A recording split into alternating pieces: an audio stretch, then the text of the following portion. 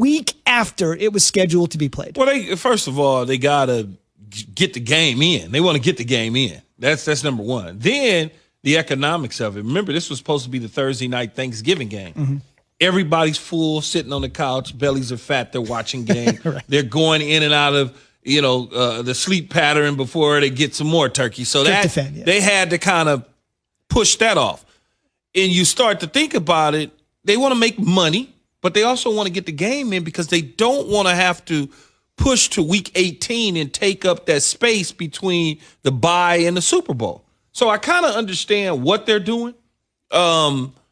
It's just interesting how they're doing it. Every single week seems like they're going to have to make decisions on what to do with games. They've moved 3 games. Something could happen here in the next several days or next week, and now they're going to have to move some other stuff around. So I think it all boils down to they want to keep the schedule where it's at, and they also want to make sure that they're fulfilling that obligation for that money. I think it's BS. I think it is so unfair to the Pittsburgh Steelers, Key.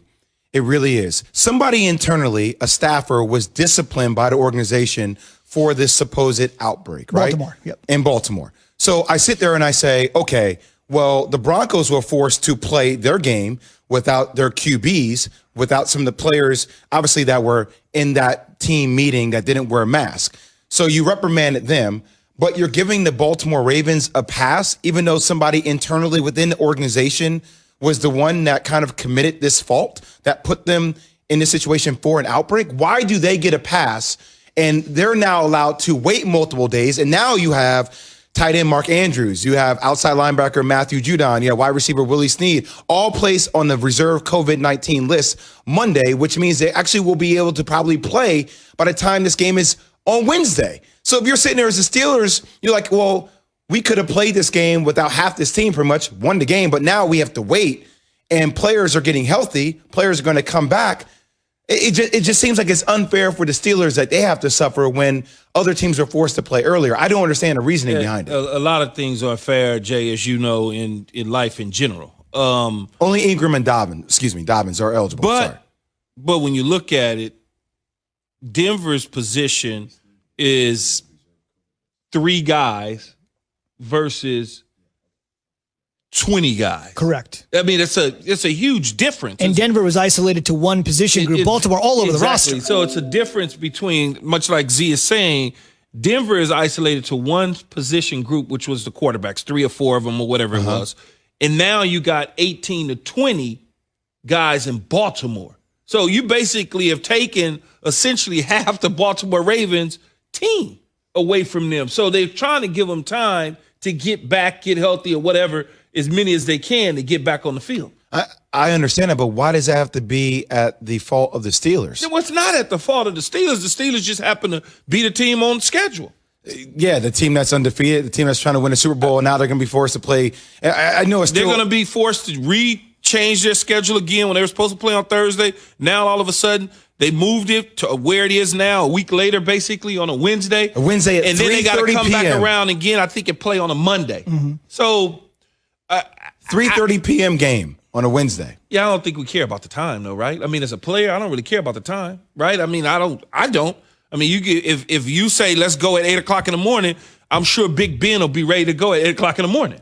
One guy that's protecting Big Ben is the Steelers offensive lineman, Zach Banner. It's time for Straight Talk, brought to you by Straight Talk Wireless. Keep in mind, the NFL expanded rosters from 53 to 55 guys. They also expanded the practice squad. Essentially, That means you can have way many more guys available to you every single week, just in case something like this were to happen. So Zach Banner was on Freddie and Fitzsimmons on ESPN Radio last night and essentially said, why up the roster number if we are going to continue to delay kickoff? At some point, there has to be a decision made that we're going to play this game. Like, I just don't see how, honestly, and this is how kind of most of us feel, we just don't understand how the whole Denver thing, like, I understand, like, you know, there's been people getting tested every single day. That probably is the only rational reason. They, you know, they're not sure if there's any more contagious people over there. But, I mean, Denver's just played without any quarterback. You know what I mean? They just brought their guy up off a P squad. So I thought we have extended rosters for a reason, but that's just me. No, and Zach, big Zach Trojan, by the way, USC. He won't play, but he's obviously repping the guys that are going to play and say this is why we expanded rosters, just for this eventuality. That is true, but the rosters are not expanded to the degree of the type of all the players that you're missing. They don't have. I don't even know all the position groups in Baltimore, but just off the top of my head, it's not like they got 3 running backs sitting on the practice squad. It's not like they got several offensive linemen. Yeah, they may have 1 or 2 or 3 or 4 of these, but they don't have, it's not a whole entire new team that you can pick from. There's only a couple players that, they may have a couple defensive backs, a couple linebackers. It's not a full 53-man roster of practice squad dudes. Straight Talk Wireless, no contract, no compromise. Also keep this in mind real quick. Let's just say for whatever reason this game didn't go off. Obviously, they're doing everything in their power, as Key and Jay said, to make it happen. At the end of the season, let's just say the Pittsburgh couldn't play 16 games and they finished 14-1. Let's say they just lost a game somewhere.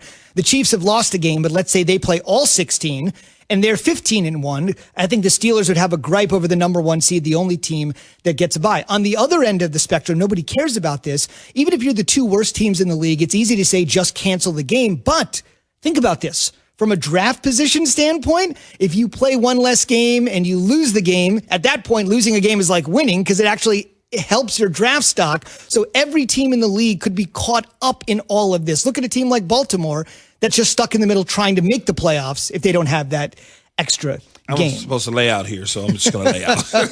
Still to come. He's seen it all in Philadelphia. So how bad is this iteration of the Eagles compared to everything that's happened in Philly before? And I was in the elevator in my apartment building, and I couldn't tell if the person was smiling at me because they were wearing a mask. Like, that's where we are in 2020. It's the first day of ESPN's V Week. If you're too young for V, that's Valvano, Jim Valvano, one of the most inspirational figures in modern sports history in the college basketball world. Certainly diagnosed with cancer in 1993, died at the age of 47, but he has left his legacy after he has left us on earth. And it has been a tremendous wave of emotion, more than $250 million, fellas, $250 million in research grants that everything the V Foundation has been able to do to try to eradicate something that every single person listening to us this morning, I don't care who you are, I haven't met most of you, indirectly or directly affected by cancer. So we're going to get into it all throughout the morning. You can donate at v.org/donate. That's V for Valvano.org/donate. And most importantly, 100% of everything you give, $5, I get it. Some people are waiting miles in line to get food. Some people are waiting miles in line to get tested.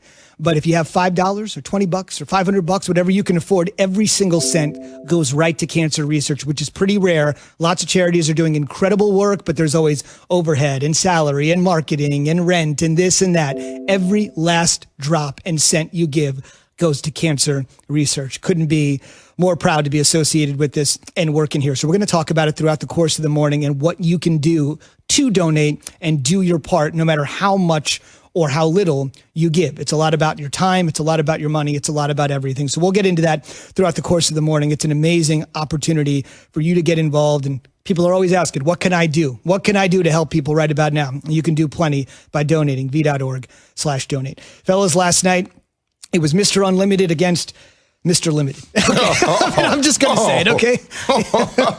I speak the truth. Yes, sometimes it's harsh, but I speak the truth. All right, fellas, let's just get right into it. The Seahawks win. They're back in first place in the NFC West. The Eagles have tumbled out of first place in the NFC East. Not too surprising. Jalen Hurts got on the field for a couple snaps, 1 pass, 1 handoff. But Key, Jay's been saying this for a while. Is it about time to hand it off at any point now to Jalen Hurts? No. Still no. Still no. You even though Carson Wentz didn't play great last night, and I understand where Jay is coming from, but I also live in the real world of what these professional owners and general managers and presidents of teams and head coaches have to go through and think about.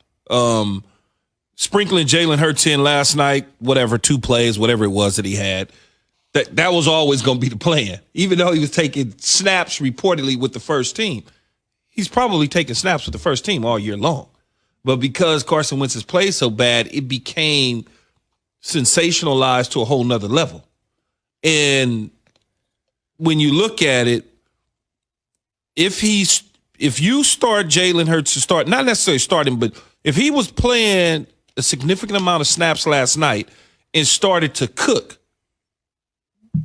Now you got a huge quarterback controversy with a guy on your books for $50 million in Carson Wentz that you got to make a decision on. So you're saying if a guy comes in and plays better than the guy that's putrid, that creates another problem? That creates a huge problem because of the economics.